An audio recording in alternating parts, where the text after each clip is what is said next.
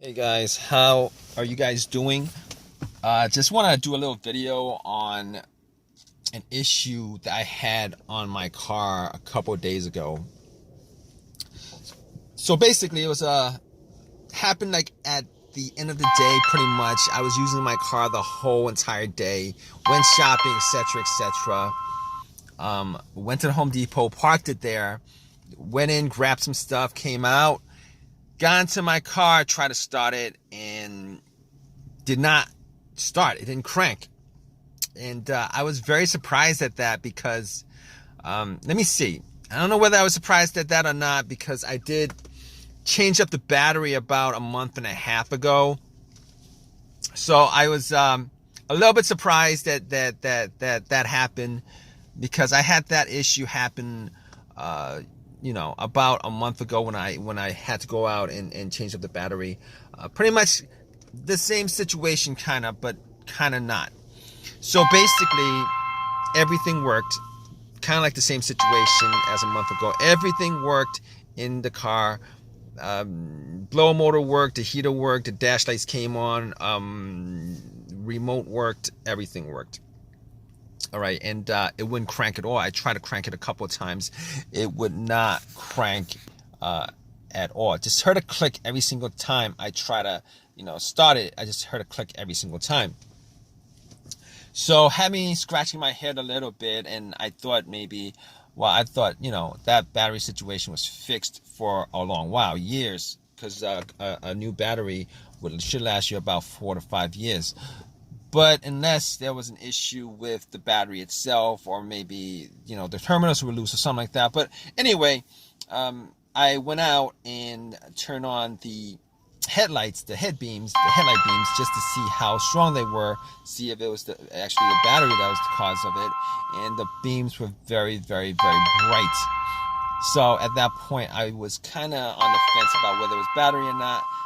Opened up the hood, popped it, and looked around the battery area just to see whether it was something wrong with the way it, the terminals were plugged in, and I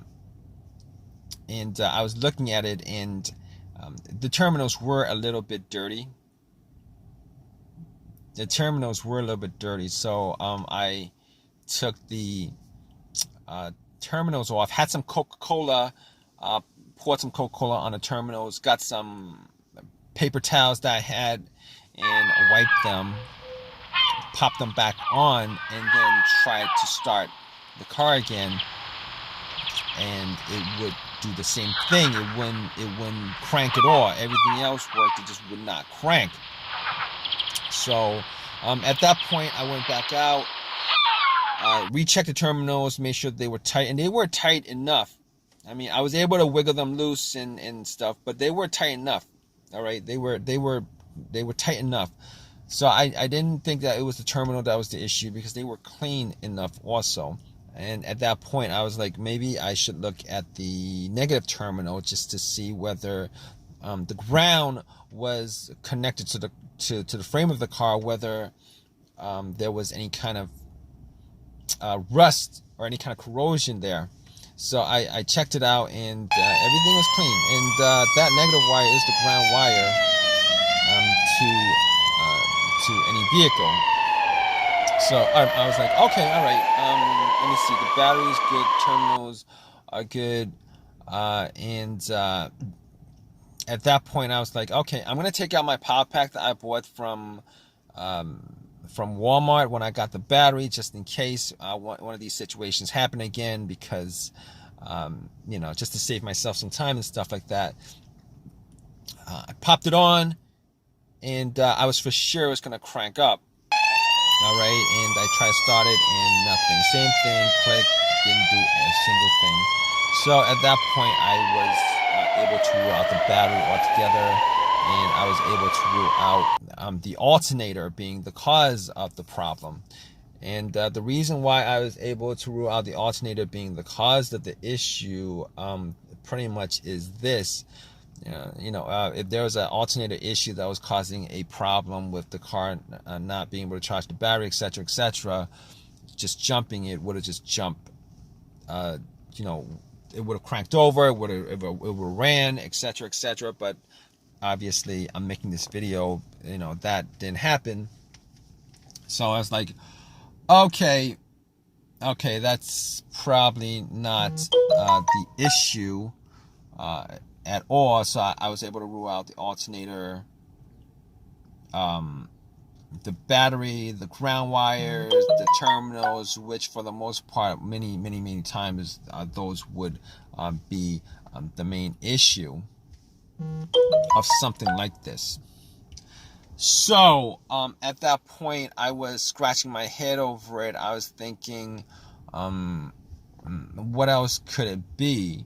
I mean, could it possibly be, you know, something wrong? And I did have a check engine light, and I know that check engine light was for emissions. All right. But I had an OBD2 reader, you know, one of these $19 OBD2 readers that you can get at Walmart, and I plugged it in. I'm pretty sure it wasn't anything as far as, you know, the computer was concerned, but just to make sure, I plugged it in and ran the OBD2. It ran straight through, read it. Obviously, that check engine light for emissions popped up, but nothing else popped up. So at that point, I was able to rule out a bunch of other things. The computer itself, I was able to rule out, since it actually read the whole entire ECU, the car's computer. It was able to read that, so I could just rule that out. I was able to rule out anything else that may have a sensor that would cause it, but I'm pretty sure with a no start, no crank situation, it really doesn't have that much to do with sensors, as far as the mass airflow sensor, the throttle position sensor, crankshaft, all that stuff, because normally those things going out, it would actually create a situation where you can crank up your car, but you just wouldn't be able to start it. So anyway, at that point, I was left with a couple of things. I was left with a couple of things that I could try to figure out whether, you know, whether I could fix it or not. And a couple of those things would be the fuses and the relays. Now, I opened up the fuse box and, you know, checked out the fuses just to make sure that there weren't any kind of brownish tint to any of the fuses, just to give an indication that that fuse was blown. Just this, I wasn't able to smell anything that was burned though. So basically, I knew that it wasn't, you know, that, and I couldn't pick it up. I didn't have a fuse tester with me, so I couldn't pick it up if any of the fuses had issues. But from eyesight alone, I could tell that none of them were probably the problem. But I can recall two cases where I've had issues with this kind of situation, where I had a no crank, no start, where the fuse was the cause of it. One of those situations was with an Acura, and the main fuse of that car was blown. The main fuse of that vehicle was blown, and it pretty much caused an absolute power outage throughout the whole entire car. In that situation, there was absolutely no power at all inside the car, as if the terminals were taken off the battery. And once I changed up that main fuse, everything started up again, everything worked, everything was good. So, but unfortunately, that wasn't the same situation as I had a couple of days ago, because I was getting power, it just wasn't cranking up. And the other situation with a fuse I had was with another vehicle that I had, and that situation was with the car, not the car cranking but not starting, and that situation was a result of a fuse to the fuel pump, or to the ECU, the car's computer. And once I swapped those out, it had no problem starting. But since it's not cranking at all, I could rule that out. I could rule those two scenarios out as far as the fuse is causing this particular situation. So now that I couldn't rule out the fuses 100% at that point, but since I didn't have a fuse tester with me going through those two scenarios, I was gonna rule those out.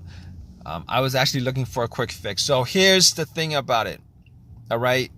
Now after that, there's only a couple of things that I could think of that could cause that situation, generally speaking. All right. The starter or the relays. Now, I didn't think it was a starter because I did change out the starter about a year ago. The starter was changed out a year ago. So, and the starter that I bought was a brand new starter. Now, there are chances that the starters do go out. But in this situation, I was thinking rebuilt starters go out more than new starters. And the starter that I bought was an OEM starter. Okay, so I was like, okay, I was crossing my fingers that it could be the relay that was the issue. All right, that's me crossing my fingers, thinking about that was one of the relays, probably a starter relay that was causing the issue. And I went to looked at the relays. Check the relays out. Obviously, if you guys know anything about relays, it's not something that you could probably, visually check to see whether, something is wrong with it or not. Normally, relays make clicking noises and stuff like that. And I was hearing a click, but it could have been. The clicks were faint. I was hearing a click. So anyway, I got out and Anyway, I checked out the relays and found out where the starter relay was. What I did was I took it out just to inspect it, just to see whether there's any kind of corrosions on the stems or not, and didn't see too much corrosion on the stems. Now, normally, what this situation would entail, as far as me testing it was concerned, was if there was somebody else who could listen to the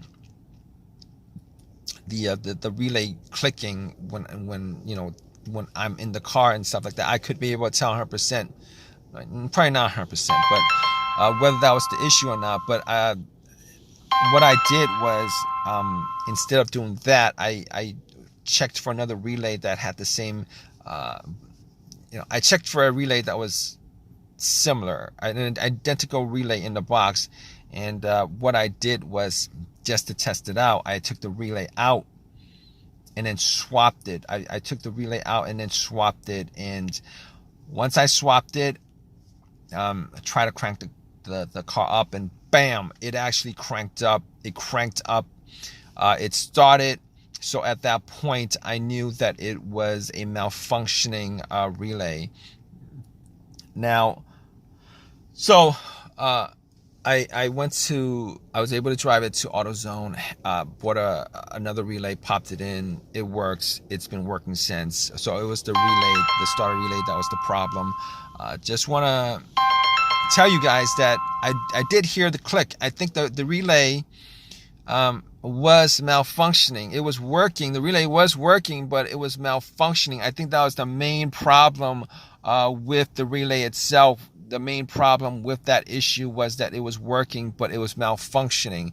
Now, I didn't really care enough to do that test, but I did hear the click. And normally when you hear the click, it means that the relay is working, which kind of caught me off guard. But it was working, but I think it was malfunctioning. That's why it wasn't starting the vehicle, starting the car. So at that point, if you guys are in this situation, I'm sure you guys are, if you guys are watching this video, if you guys want a quick fix for it, Hopefully you guys do get one of these quick fixes like I had. Pretty much what you guys could do is go down the list of stuff that I eliminated, as far as everything I eliminated before getting to what the main problem was. Generally speaking, after the relay, if it wasn't the relay, my first guess would have been the starter being the issue. But regardless, I just want to thank you guys for watching this video. If you guys have a comment, please leave a comment in the comment section. Please subscribe, and please give me a thumbs up if this video has helped you guys out in any way. All right, guys, take care.